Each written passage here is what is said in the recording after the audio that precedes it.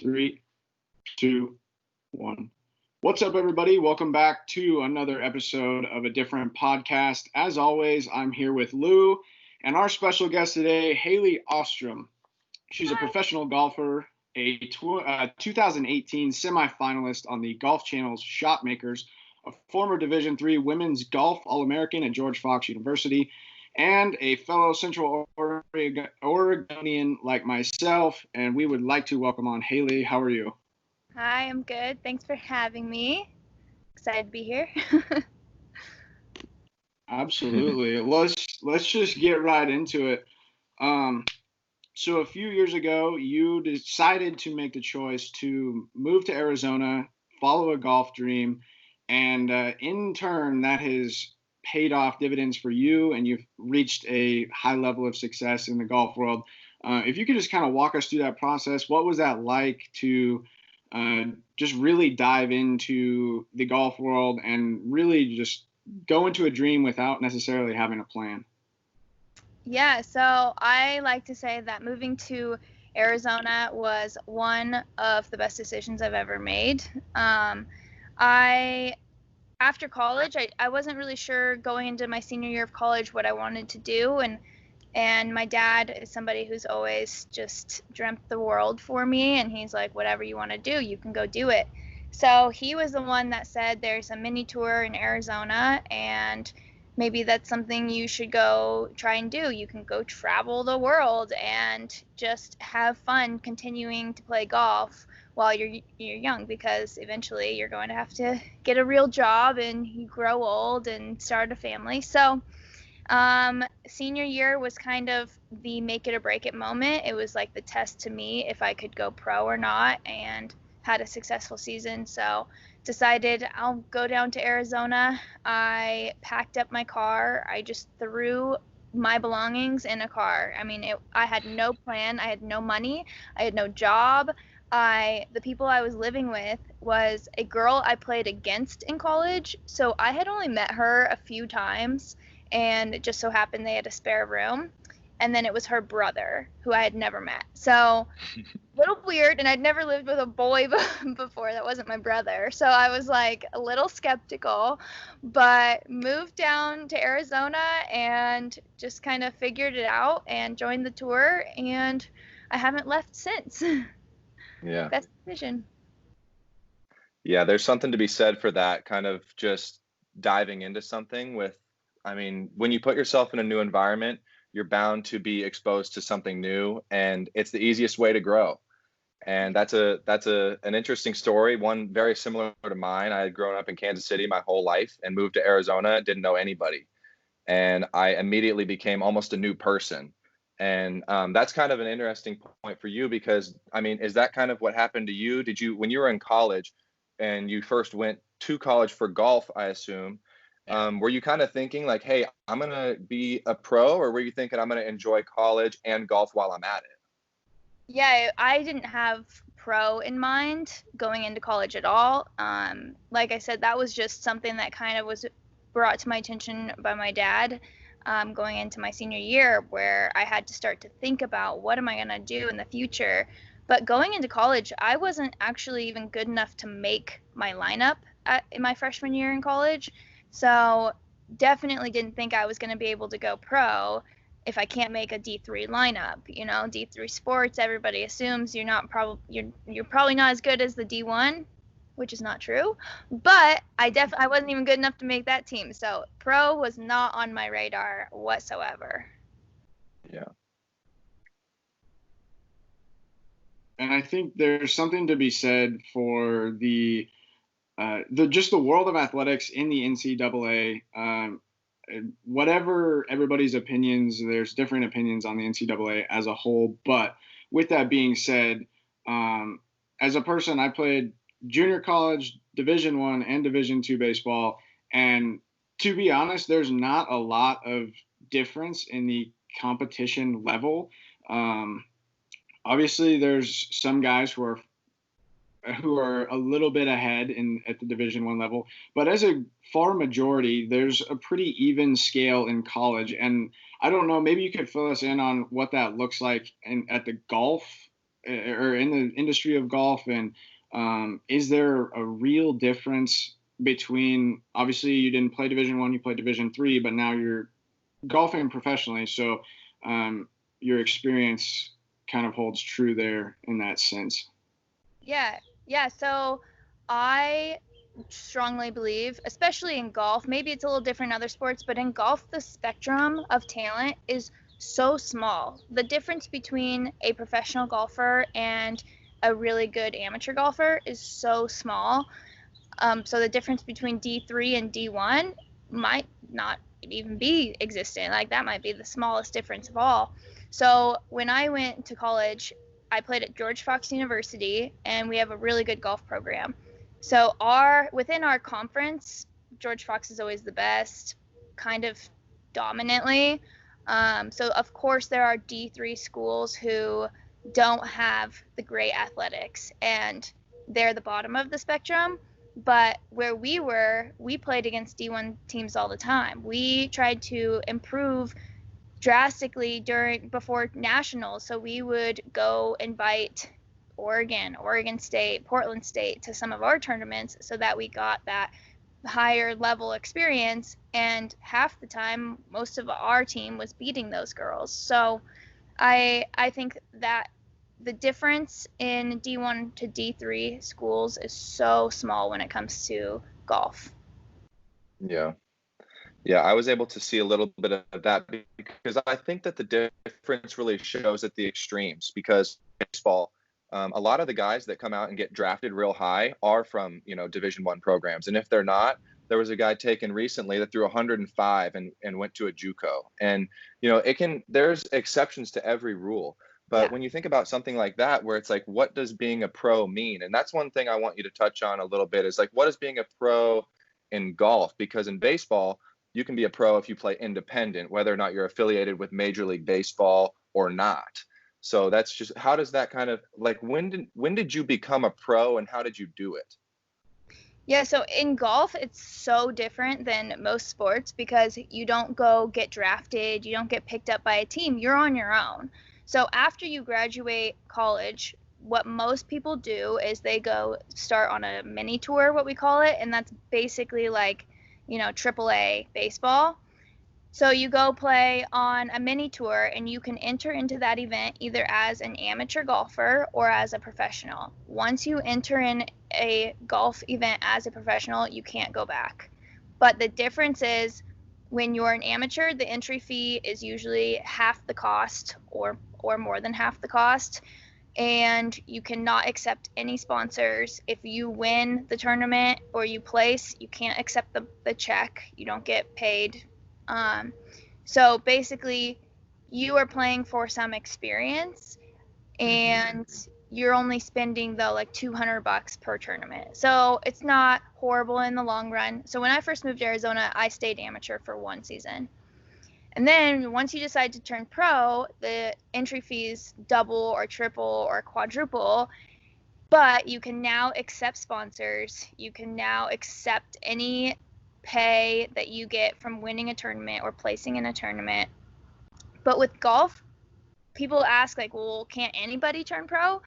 And the answer is, yeah, you could, but there would be no benefit to turning pro if you're just some Joe Schmo off the street. You're going to enter into an event as a professional that's not really going to be beneficial to you in any way. But then to get better status on higher tours, so for women, it's like LPGA, Symetra Tour, mini tours.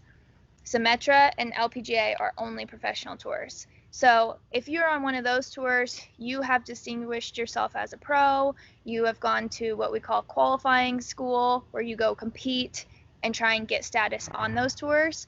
So that's kind of how you step your way up. Same with the men.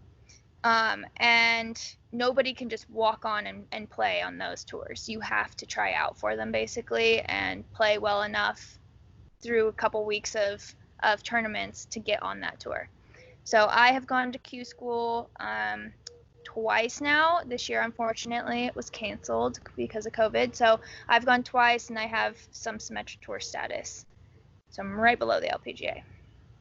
Mm-hmm.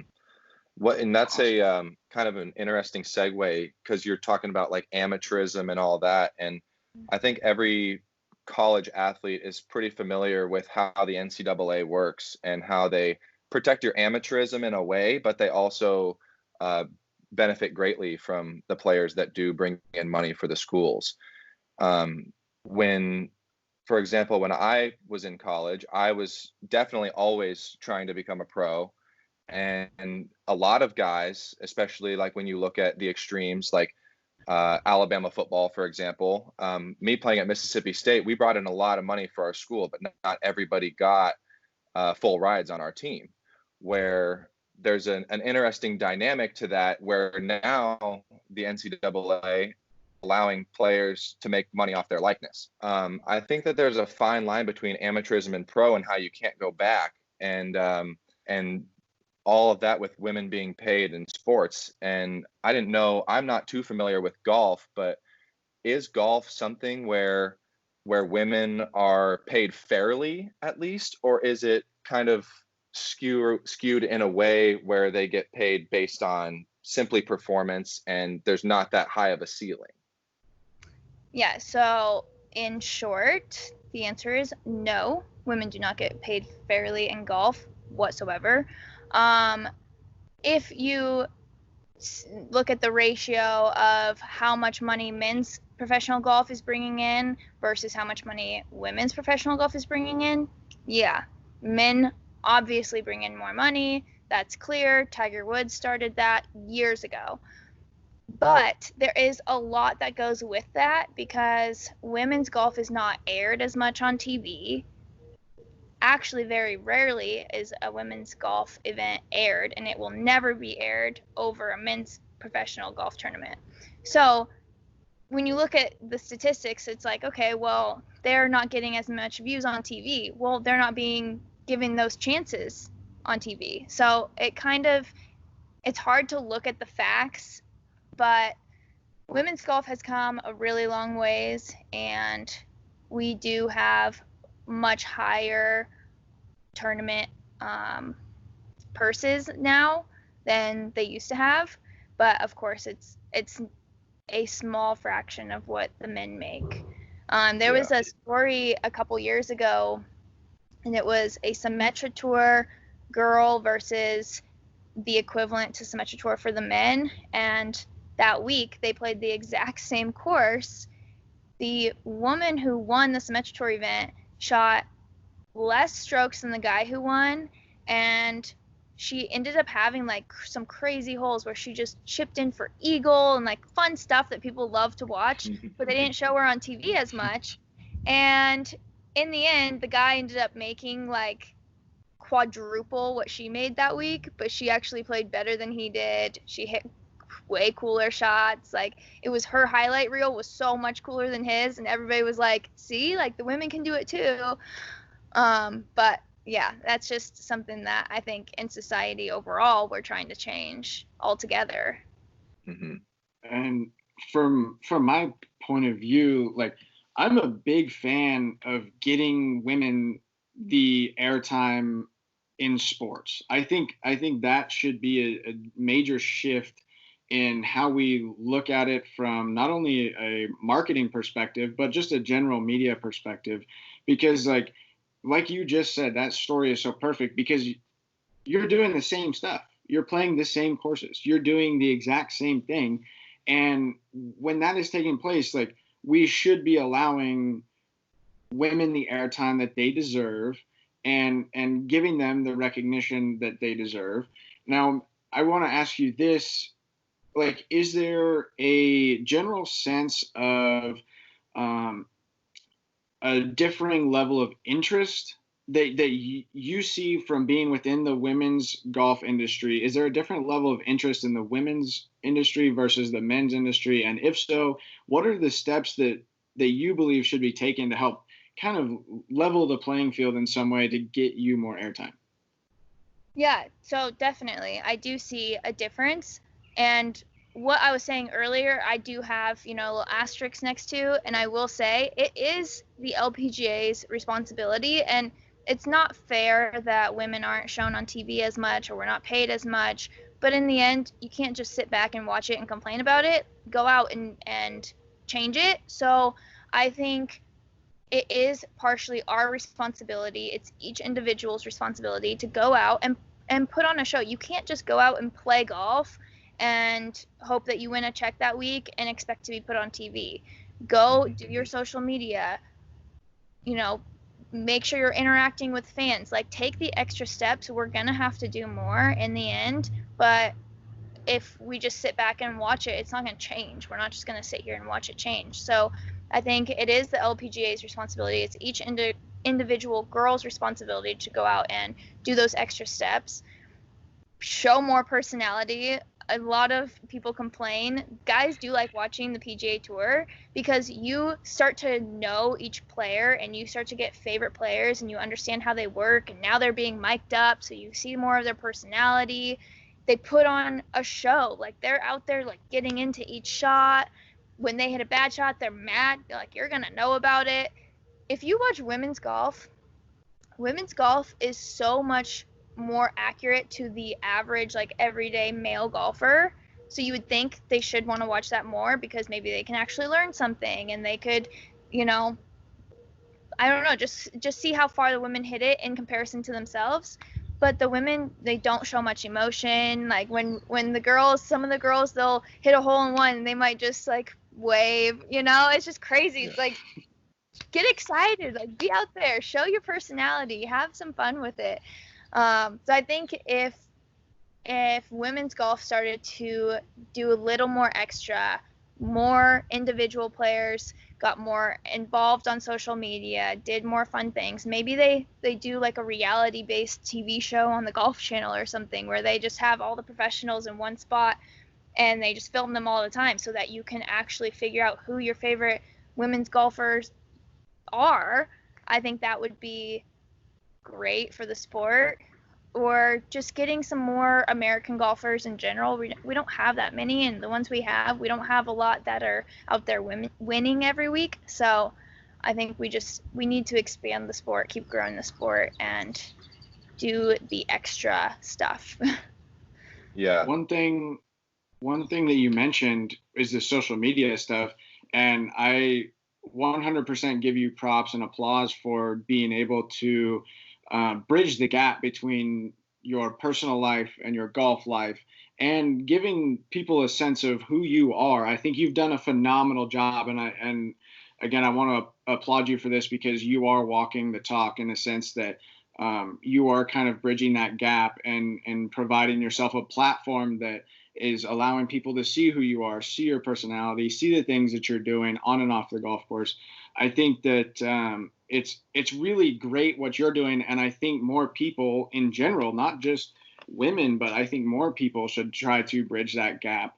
And especially in a position like where you're in, it can pay very large dividends. But with that being said, I do want to ask you, what is your approach with social media? On the podcast, we kind of talk about Lou's favorite quote, or one of his favorite quotes is, you just want to visit the social media world. You don't want to live there.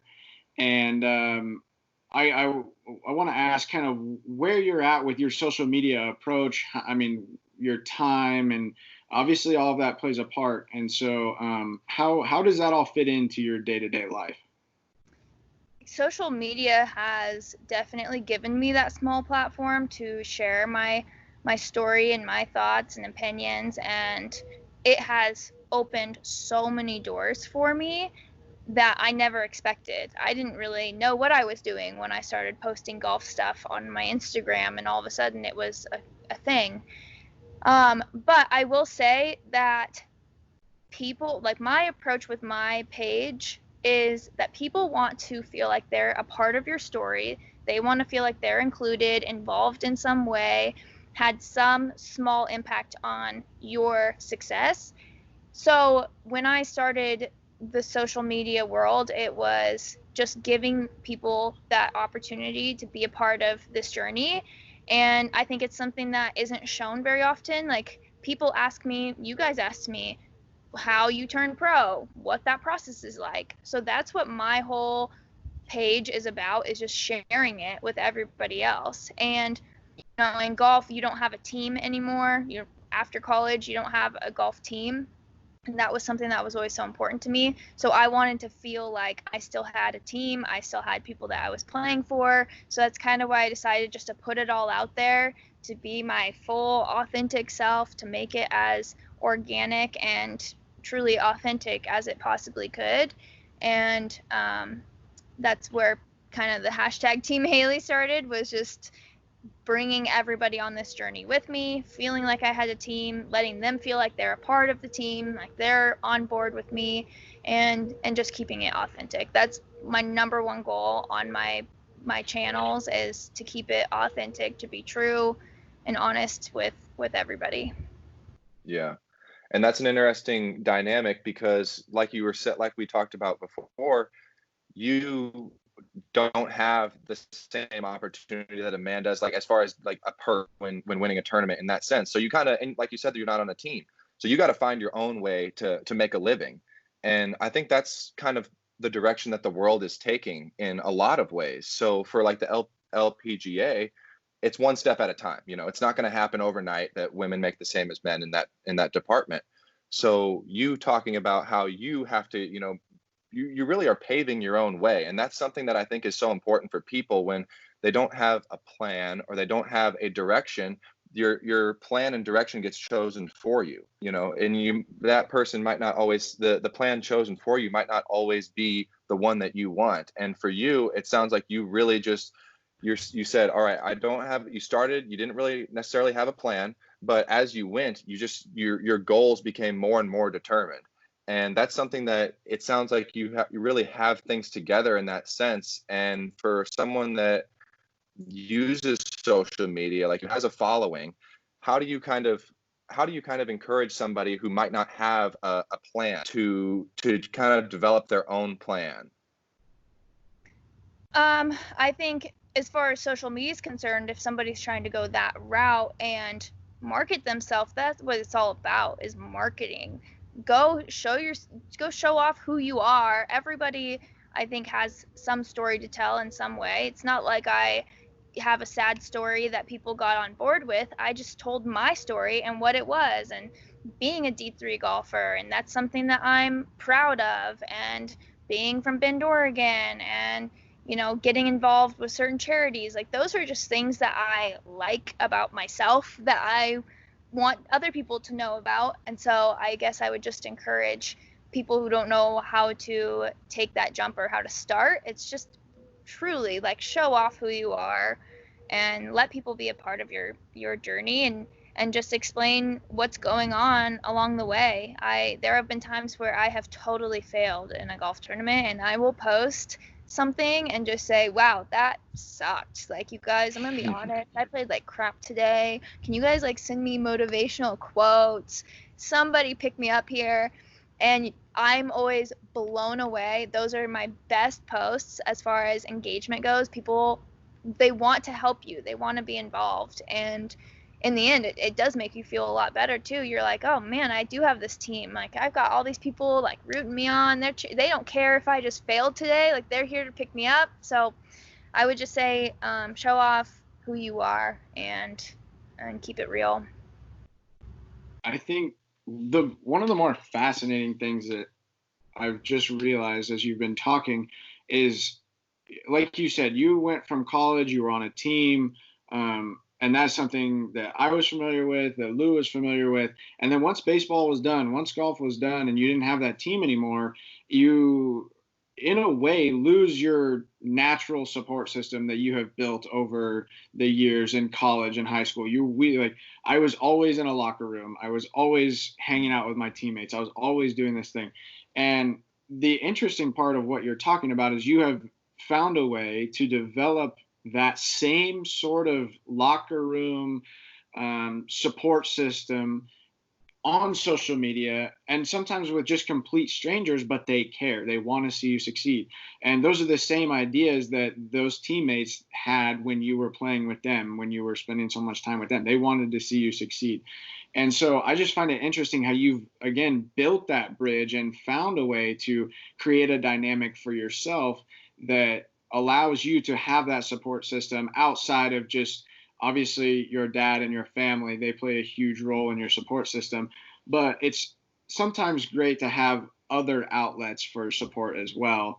And you being able to bridge that gap, and again, being authentic and telling your story is something I really enjoy, and I find very important with what we do is on the podcast, and um, just trying to tell an authentic story and be real. And we're not trying to hide anything. We're here to talk about a lot of different things and topics. So again, I just want to reiterate the fact that's something that I hadn't realized or hadn't considered before the podcast, and being able to build a support system such as that through social media.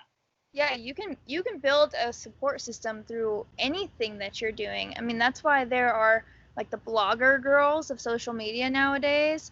And my favorite ones to follow are the ones who keep it so real, and they post like their awful days. And I'm like, cool, you have an awful day, I have an awful day too. Like, great. I'm glad we can all agree on that.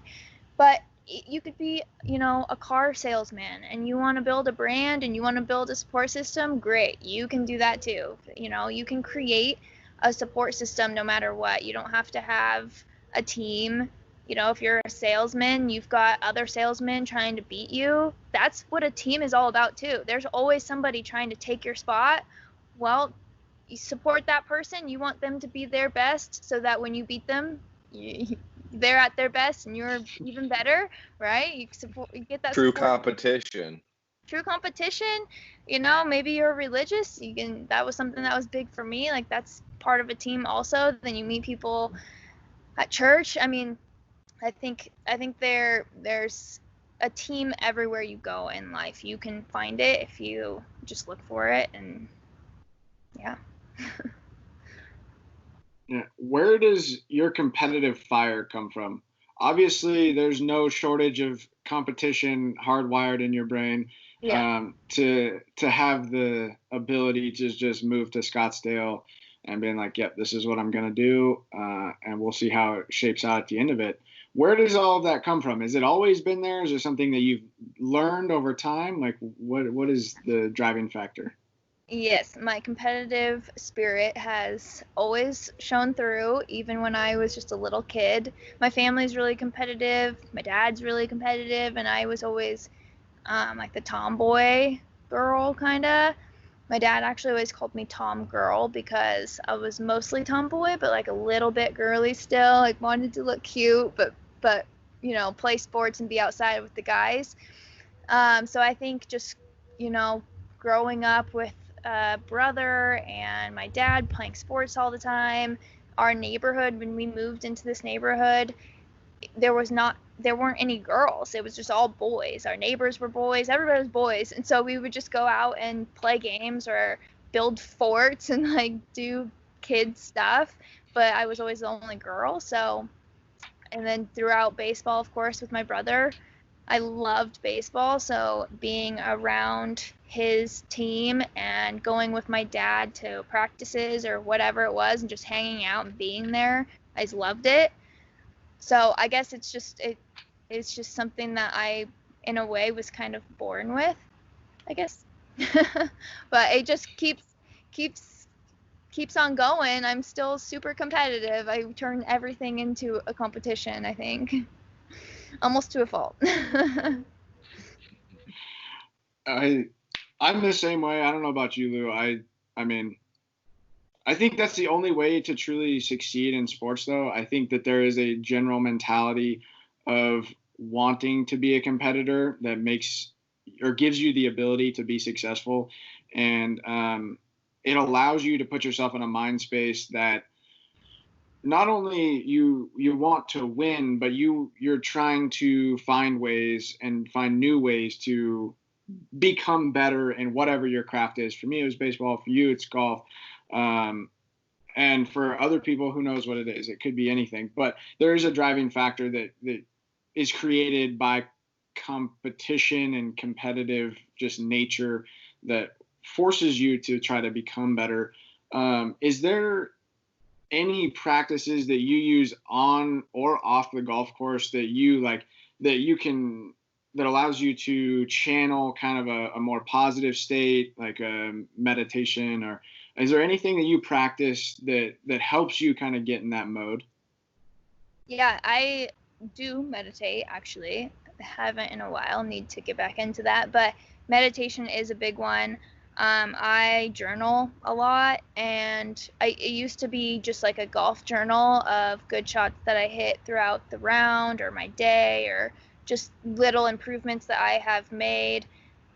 And then it kind of turned into just an actual journal, because I realized, why am I trying to maintain this certain mental space while I'm out on the golf course and like get into this zone, when that's not where I am in my everyday life? Like, why am I trying to fake it basically on the golf course? So I just decided I need to kind of be like that all the time and have a very open mind and quiet mind and positive space. And that's something that you can honestly control, and I didn't used to believe that you could control it, and now I truly believe you get to control your mind.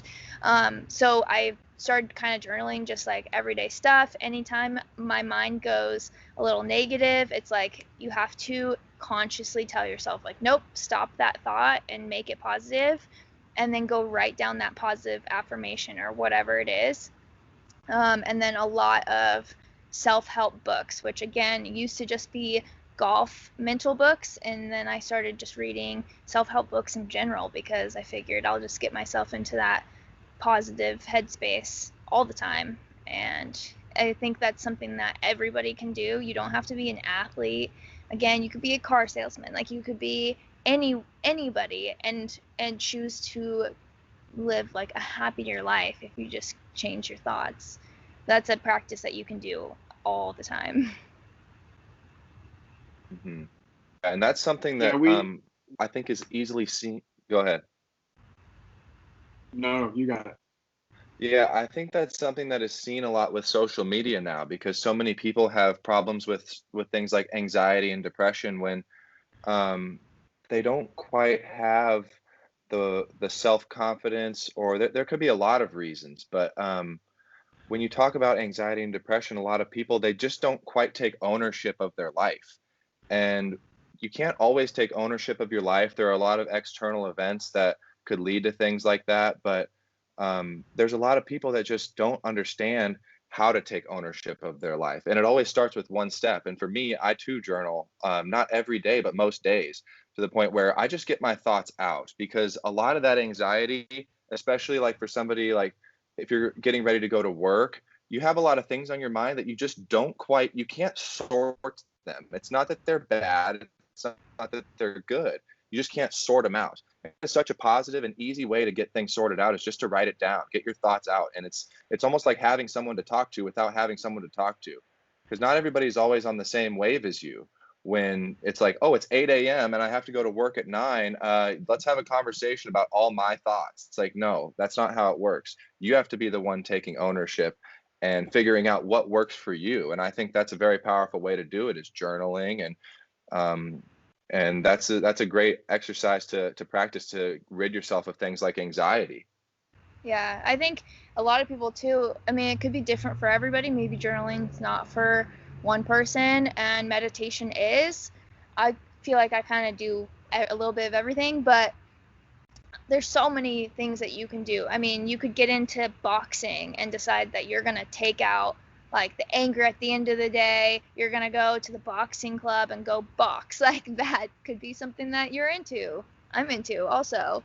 But yeah, there's just so many things. I think like you just have to figure out what it works for you, like what it is that works perfect for you. Yeah, the individual is the key component, I think, through all of this. Like, and being willing to understand yourself enough and put the time in to try to find what works for you. I'm not a big journaler. I do it, but it's not something that I typically turn to first. We actually talked about it on the last podcast with a guy. He's studying naturopathic medicine, and he journals a lot as well. But I choose more of the meditative path. I think that just works for me. But it is something that that I've had to try. It's like trial and error for what works and what doesn't. But what you did say is you've gotten into boxing. Walk us through that. What was the motivation for you to get into boxing, and then how has that actually helped you on the golf course, just in your golf game? So boxing has actually been something that I've always been interested in. I've always loved. My dad was a boxer. My papa was a very good boxer. He fought in World War II, and he always had all these stories about boxing. Like, they would send in professional boxers to go fight some of the guys as entertainment. Like, they would go and they'd go fight somebody, and then the World War II, like, military, whoever, they could come in and fight the professional. So he always had all these stories. So I guess that was just kind of something that ran in the family. When I was younger, my dad taught me how to box for more so as protection, to be able to defend myself if I ever needed it. And I loved it and just kind of got back into it recently. Anytime I would come home, we would spar, he'd throw up the mitts and I could just go at it. But yeah, recently I've been going to a boxing gym and I love it. I think it's a great workout. So just that alone, it's a really great workout. It's great, I think, for people to learn how to throw a proper punch too, because if you ever do need it, if you throw an improper punch, you're going to hurt yourself more than you're going to hurt the other person. But yeah, I think just as far as helping me on the golf course, it does help me clear my mind. It is a great workout, and I just really enjoy it. It makes me happy. So happier person, better golfer, I think. I think so too. And obviously that's kind of probably taken a slowdown with the whole COVID thing, along with, as we all know, the golf schedule. And all major sports are at a halt still. So what have you kind of turned to? How have you been able to work through this whole pandemic with your mental training, your physical training? How has all of that been affected? And then have you seen a greater benefit in having time off and being able to do things that you maybe have been putting off for a little while? Yeah, I mean, it's been hard. I know it's been hard for everybody, and especially businesses, and just financially alone, a lot of my work got canceled, which it just so happened that those, April and May are my two busiest months of the year, of when I basically make my entire income for the year in those months and just save up. And so that was all canceled. So as far as that goes, it was definitely a stress for me, but I think it was a good test. And I truly believe that everything happens for a reason and you can find a silver lining.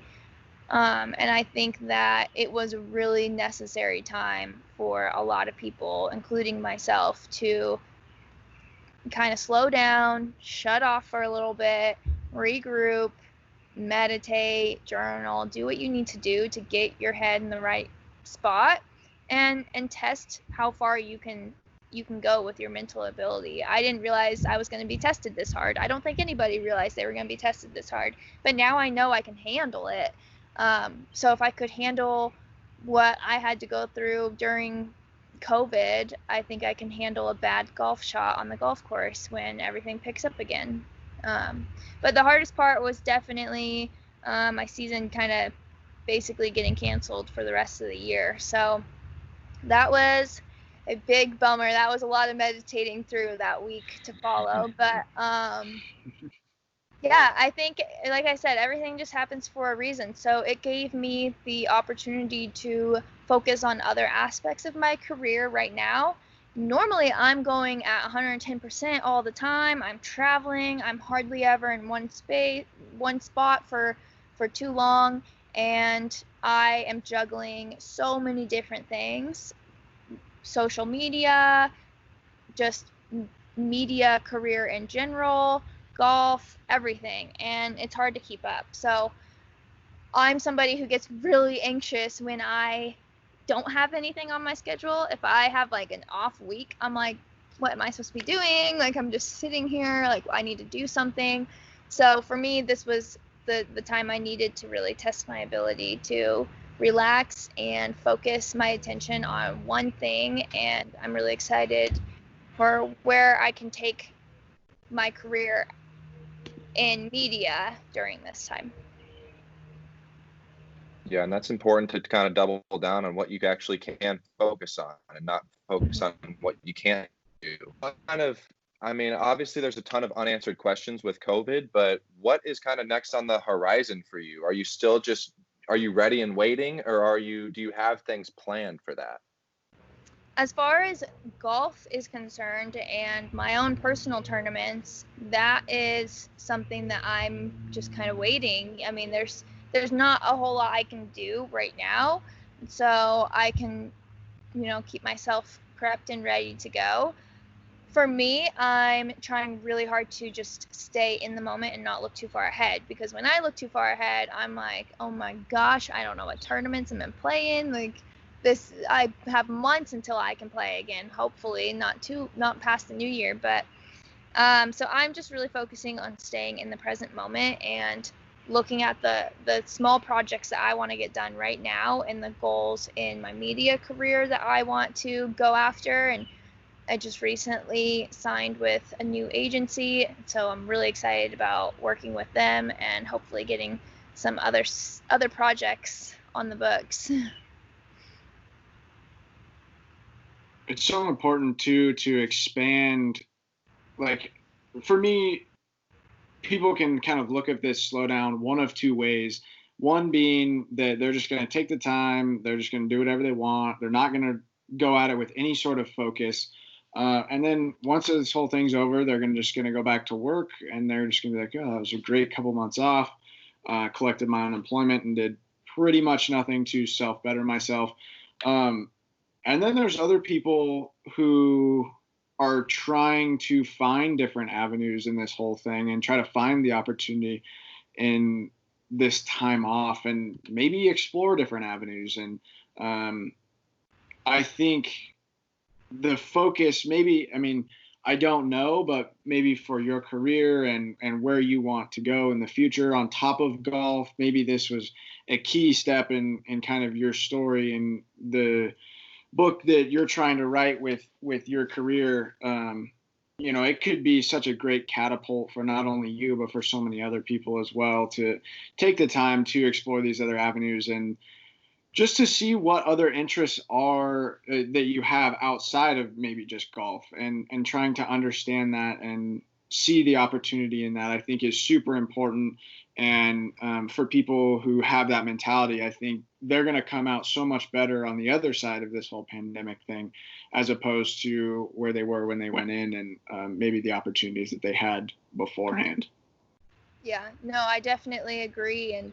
And that's kind of how I've looked at it, is I can sit back and just wait, or I can try and do something in a different part of my career. And I really do think this is that time where people are saying, 2020 is canceled, like let's just cancel 2020. I'm like, no, I'm still making moves. Like I've been working hard in the gym, like I am doing what I can and trying to expand on other parts of my career. So I think I will definitely look back on 2020 and say that was much needed for my career and where I want to take it. So I agree. Yeah, and the world is quite chaotic, I mean, in general right now. And to be the one that can stay strong and focus on what you can do in your life and in the lives of the people around you is extremely important. And I think that right now is a great time. And I just moved back to KC, where now I'm around my family. And I mean, I think that that's no matter where you are, there's always a way to have a conversation with someone close to you and to encourage the people around you. And I think that's probably one of the more important things in my life right now, is to just be somebody that someone can rely on. And that sounds like exactly what you're doing, where right now you can spend all day on Twitter and you can say, wow, this is absolutely just going, the world is crazy right now. But you got to limit your time on those kind of things, where it's like, what can you really do to make the world a better place today? And I think you're doing an excellent job of that. Thank you. I appreciate it, and I definitely agree. You can get caught up in everything that everybody's saying, and you can get caught up in the news. And personally, I don't even watch the news anymore. I keep myself informed, but I don't watch the news anymore because I just figure, for me to be in the right mental headspace, I just should not.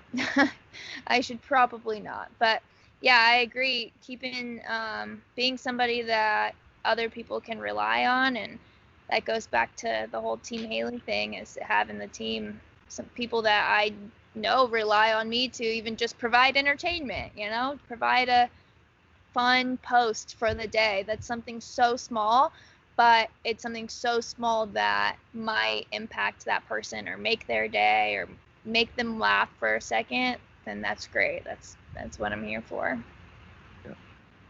Yeah, and so kind of as a segue, you're active on social media and you're talking about providing positive content and these different things.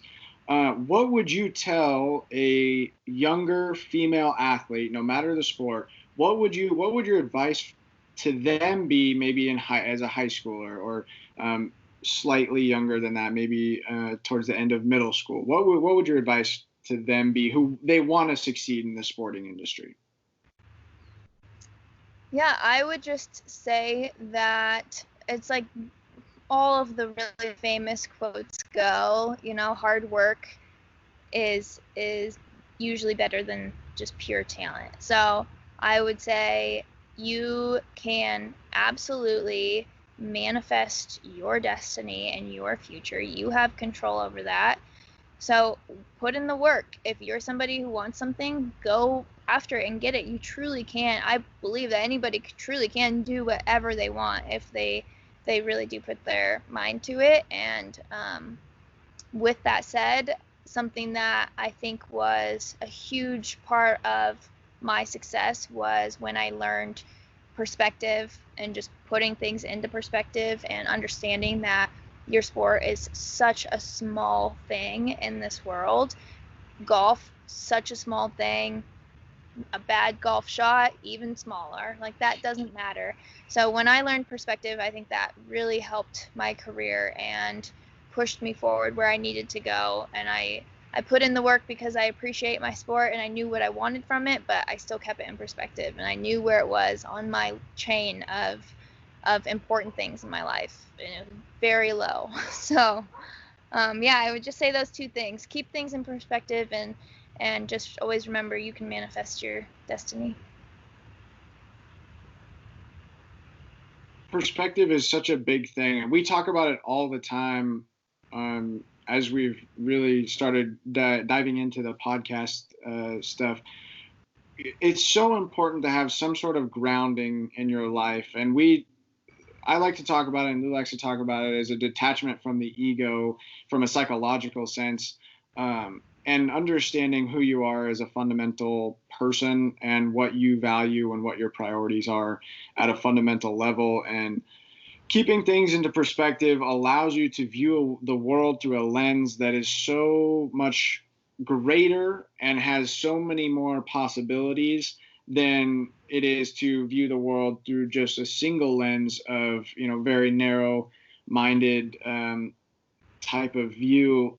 And I couldn't agree more with what you just said, and I hope that the people listening in can take something from that, because we like to talk about it a lot, but when other people bring it up as well, I love when people talk about it, because it is so important, and it's so easy in the world that we live in, the social media world, and all of these different things, where you can lose that perspective, you can lose your sense of self, just by you can sit there and compare and try to do all these different things, and you just start running the hamster wheel of lost perspective and lost sense of self. So I appreciate you saying that and making it known, because I always say, like, it's great when Lou and I say it, but it's that much better when the people we have on kind of have that outlook on life as well.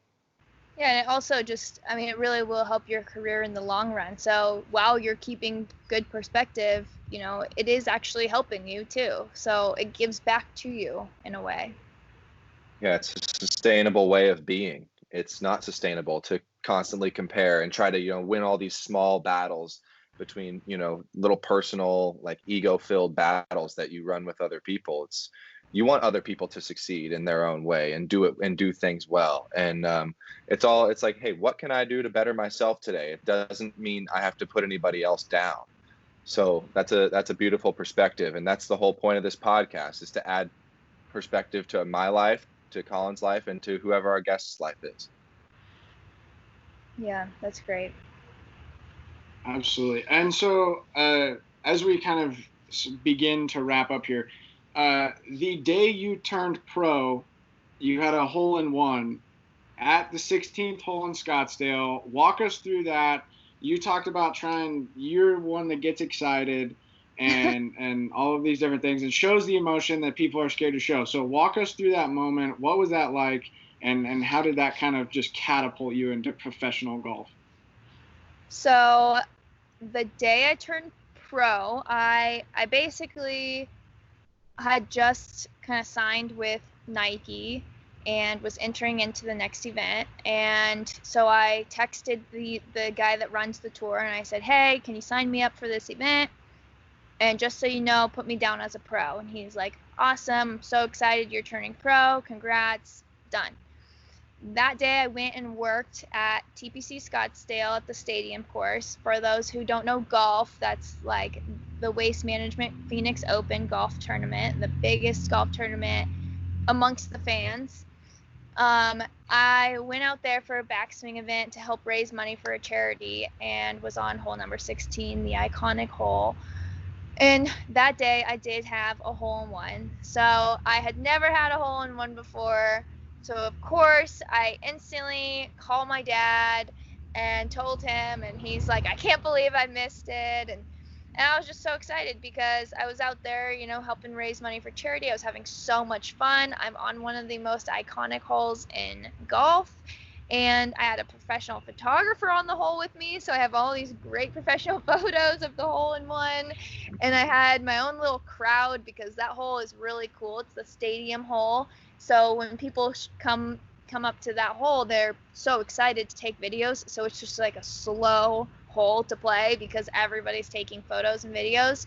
So I had like 3 groups of guys on that hole watching as I hit this shot, and it was just, the whole experience, like realizing it goes in, throwing your club in the air, and then just sprinting down to the hole to get your ball out. I mean, it was just a dream moment, and I definitely believe that was the golf god's way of saying that I made the right decision. I'm in the right place. I turned pro and then had a hole-in-one. Can't beat it. At what point did you realize that it was going to go in? I've never had a hole-in-one, and I usually don't come anywhere close to the pin. But like if it's online, I get pretty excited. But at what point, I mean, this is probably a common theme for you. It's pretty much online a lot. But at what point were you like, oh, that's got a chance? Yeah, I mean, there are definitely times where I hit shots and your stomach just drops because you're like, that has to go in the hole. But then it's never happened. So that ball, I actually borrowed it from a caddy. So TPC, they provide caddies for each group. I was like, hey, does anybody have a ball I can hit? He hands me a practice ball. So it's a Pro V1, but it's a practice like range ball. And I hit it. It was just the most pure shot. It took one bounce and it was right in front of the pin. And I was like, that could go in. That could definitely go in. And then you just see it disappear. And the caddy was like, I'm going to need that ball back. I was like, yeah, well, never getting that ball back. But yeah, it's that gut, your stomach just drops and you're like, I think it's going to go in. It finally did. I hope one time that I experience that. I might quit golf altogether if I hit a hole-in-one, and I'd be perfectly happy with that, but I don't know. I haven't come too close yet. Hey, so we'll see. Blind squirrel finds a nut every once in a while.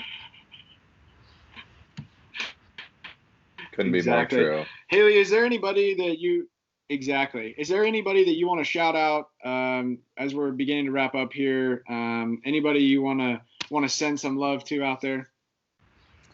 Yeah, I'll just send some love to all of Team Hailey. Anyone who's watching, thanks for joining in. Thanks for all the support. Of course, the fam. The fam's inside, but shout them out as well.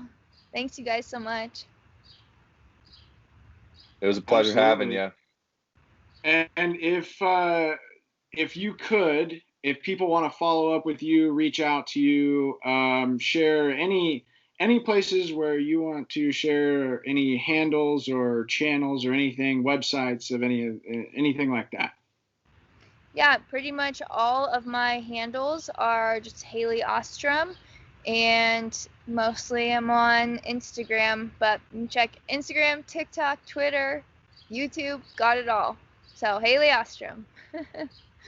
We'll have the links down in the description, and we'll be sure to have all of Hailey's stuff on there. So if you want to visit the website, any of the pages or channels, we'll have that on as well. And if you liked what we talked about today, or if you want to talk about it more, be sure to like, comment, and subscribe, and share it as well. We want people to hear the messages that we're talking about and hear the story.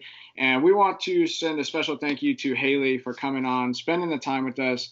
As always, it's been a different podcast, and be sure to follow Team Hailey wherever you are and on whatever platform you may be on. So again, we thank you very much for spending the time with us, and hopefully we can have you on again soon. You break the tour, and we'll have you back on.